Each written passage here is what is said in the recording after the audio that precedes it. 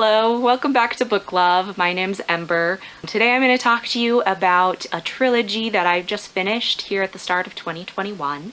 I started reading these 3 books in December actually, but I just finished them here at the first of the year, so we're going to talk about them. And they are The Paper Magician, The Glass Magician, and The Master Magician by Charlie N. Holmberg. I'm going to attempt to show you that cover on my husband's Kindle. I just have it on Kindle, and my Kindle's a paperwhite, so it's nice to have a colored image, and hopefully there's not a lot of glare on there. I might just go ahead and put up a picture if there's too much glare. But yeah, I really love my paperwhite Kindle, although I love seeing the covers in color. Usually it's not a big deal either way, except for the Expanse books. Man, those without the color on them, holy cow, it's hard to tell what the title is, like legit. Maybe I can show you. Okay, so can you see that? It's so hard to see the title when it's all black and white. These are the only books that I mean, you can see the author's name, easy peasy. But the title of the book, I had to keep like pulling up the books to see what book I was in. In color, the title's so bold and easy to see, but in black and white, it's real tricky. Anyway, that's completely like not the point. But yeah, so this is the colored cover via my husband's Kindle of The Paper Magician. And I first noticed this book, I think just in the Kindle store, and I really thought this was a cute cover, interesting looking, and the title, The Paper Magician, sounded interesting too. So I went ahead and read the blurb, and I've noticed that I kind of have this habit with digital books. I've noticed it, and even with physical books too. Sometimes I will just buy a book that I think is interesting, that's kind of caught my interest, but I don't necessarily always like read it right away. I guess that I'll just kind of keep it, and then I know that I'm interested in it, and then when I get around to reading it, I've kind of forgotten some of the details that the little blurb tells you. And then when I go into actually reading the book, I feel like there's a little bit less of an expectation of what the book's going to be like. In a few times in the past, I've read a book and I haven't really liked it, but I think it was because I expected it to be a certain way and then it didn't turn out to be that way. I have one particular book I remember very strongly that happening, and until like halfway through the book, I just was like, oh my gosh, this sucks.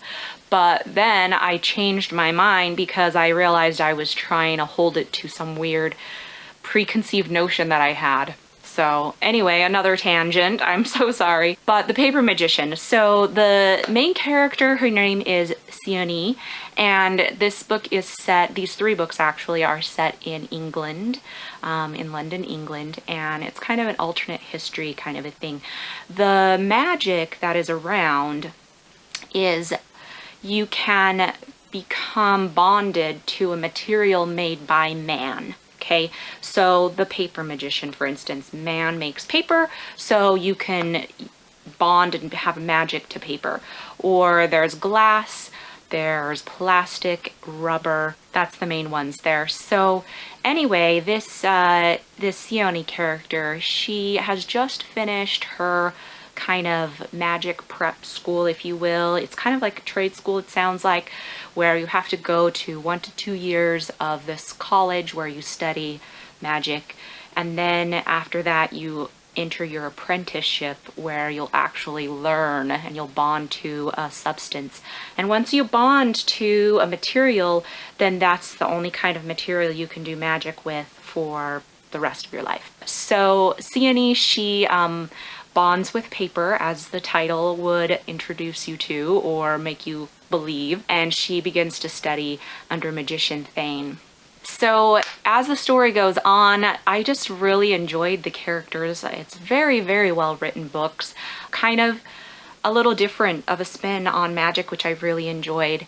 The main character, Sione, she's just very fiery and sassy, and there's good character development, I feel, between her and Magician Thane and the other characters that you meet overall. The only one who I feel like didn't have as much depth maybe is the main antagonist. And I mean, you do you do learn some, but I feel like that character of all of them maybe didn't get as developed as most of them that you meet, but still very enjoyable books. I am totally going to recommend them to my children, my 11-year-old, my 14-year-old, even my 9 going on 10-year-old. I feel like if he wanted to actually stick to reading a book, he would enjoy these books. There's a little romance in there, but it's not any graphic kind of steamy stuff. Language, nothing that I would say you wouldn't feel comfortable having a kid read. So well-written books, really enjoyable. There's 3 in the series, as I mentioned, and I just thought they were a really good, fun read, kind of a little fresh take. And some of that just England social mores, I guess, of the early 1900s. I believe that's when they're set. So electricity's kind of just a new thing, but it's not super widespread. So kind of around that time frame. I do definitely recommend these books to anyone who is just looking for a good, fun read, likes magic, or even if you didn't super love magic, I think that you would really enjoy these books because they're not overly like hocusy pocusy, you know, it's not over the top. It's very like interesting but subtle, but not, anyway. Hopefully that makes sense to you. So yeah, check them out if that sounds good to you. I think that you would enjoy them. If you've read these books, let me know what you thought. You know, give a comment about what your experience was reading them. And if you have any questions about the books, I will try my best to answer them without being too spoilery, because nobody likes that, right? Anyway, thanks so much for spending some time with me today. Happy reading, and I will talk to you guys all later. Bye.